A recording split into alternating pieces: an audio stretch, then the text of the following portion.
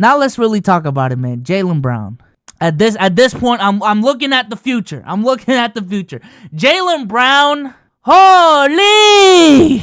Jaylen Brown, for the second straight year in a row, has been, in my opinion, a top 2 reason as to why we lost the series where we lost. Bro cannot dribble. Bro can't go left. I don't know if it's the injury. Again, I'm not trying to make excuses because he had the same problems last season. And it pains me to say this because I'm a Jaylen Brown fan. But we gotta be real. We gotta be real with ourselves, man. And this is what I said after Game 3 on that Souls and Sage video. Shout out to the 1500 in the building. Jaylen Brown, it ain't disrespect that we're looking to trade you. We're just being real with our situation, and we're looking at what possibly could be better for this franchise. Jaylen Brown, it ain't disrespectful that we're a little hesitant on giving you a supermax. It's not disrespect. Because in the playoffs, your playmaking gets scary. Your scoring takes a dip. Your shooting becomes inconsistent. When you're not scoring the ball, I don't know what you're doing out there. Your handles have been sus, and you keep turning the ball over. And defensively, I'ma just keep it a bean. You haven't been that good. And I understand that he's earned it, right? There are certain things that you need to do, certain criteria that you need to hit to be qualified for a Supermax. So on that front, he's earned it.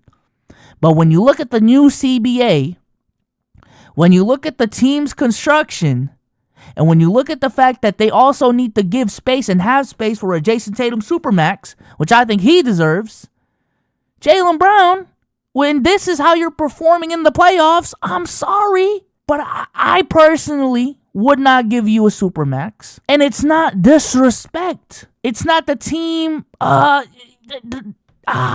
they betrayed me. No, it's just being real. Because this team they have a championship window right now.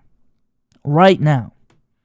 I saw it. Y'all literally saw it last night. There's a championship window right now. And if the thing that's going to improve this team is trading our second best player for someone who can fix the problems that our second best player has, then I'll take it. I'll take it, bro. Now, I will say, with me saying, let's trade Jaylen Brown, I do see the weakness in that.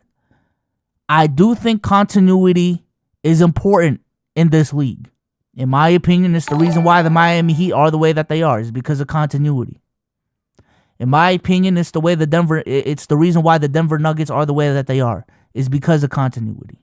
But I am also of the belief of, stop trying to think of moves and trying to build a team that's going to contend for 3 to 4 years from now, especially when you got a good squad in front of you. Let's try to maximize every single year. Because not every single year is guaranteed. I seen it with the 2012 Thunder. I seen it with the 2021 Brooklyn Nets. Shit, I seen it with the Toronto Raptors in 2019, even though they won. Every single year is not guaranteed. So let's not, again, waste prime years of Jason Tatum for the sake of trying to build a team in 2025, 2026, when we have a chance to compete in the NBA right now where there is no dominant super team. Let's try to do something now. And I am also of the belief as well that depth is important in this league. I have been critical on a lot of teams this season. I have been critical on a lot of teams in recent memory because they have chose star power over depth. And then when their stars get injured, when their stars don't show up, motherfuckers want to point fingers now. Motherfuckers want to make excuses. No, sorry.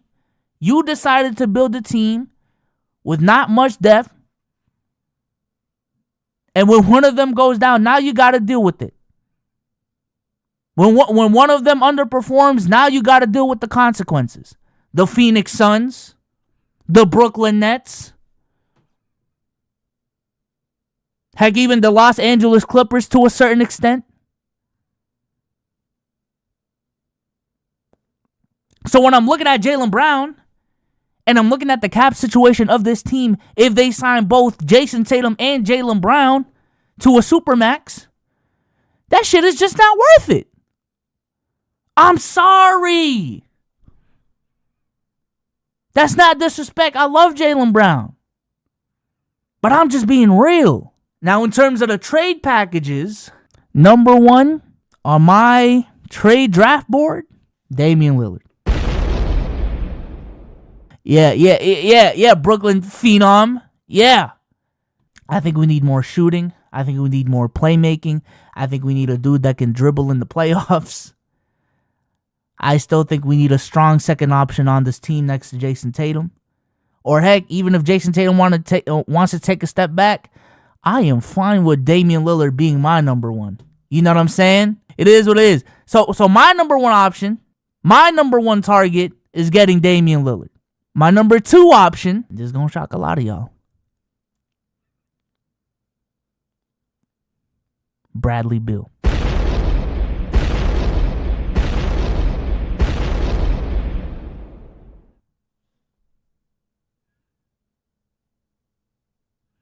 I like Bradley Beal, man.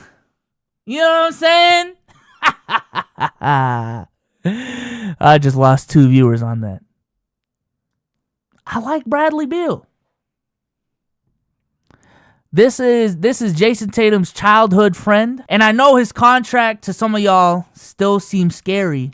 But I'm telling y'all right now, with the new salary cap, is not as bad as y'all think. He's also not as old as y'all think. And I think pairing Jason Tatum with a guy who has proven to be already a great number two in the past, next to John Wall, with a guy who can create his own shot, with a guy who can move off ball, with a guy who can play make and dribble in the playoffs and get a bucket on a price that's going to be better than $230 for 5 years, with still a decent amount of time left in him. I personally like Bradley Beal on this team. John Wall, I did not say John Wall. But I personally like Bradley Beal on this team.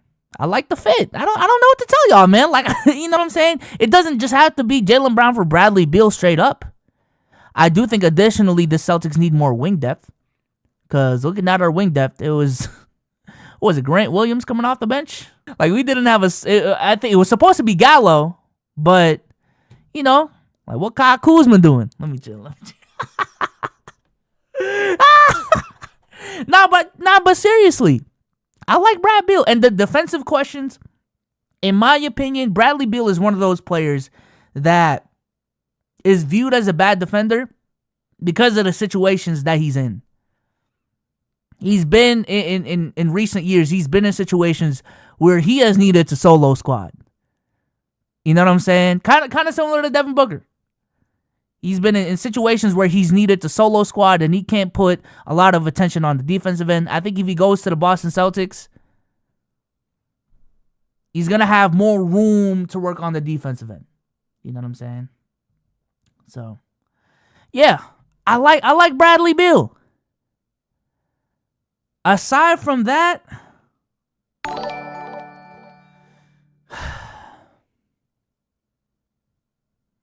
I don't know. I don't even want Trae Young, man.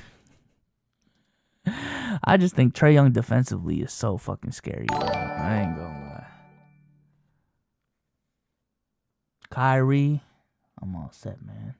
And the Kyrie thing isn't even from a talent perspective. It's from an availability perspective. So, Siakam is interesting. Hold on. Siakam is interesting now. Levine is interesting. You know what I'm saying? Couple names. Kevin Wayne. If Kevin Wayne wants to come, he can come. You know what I'm saying? Pause.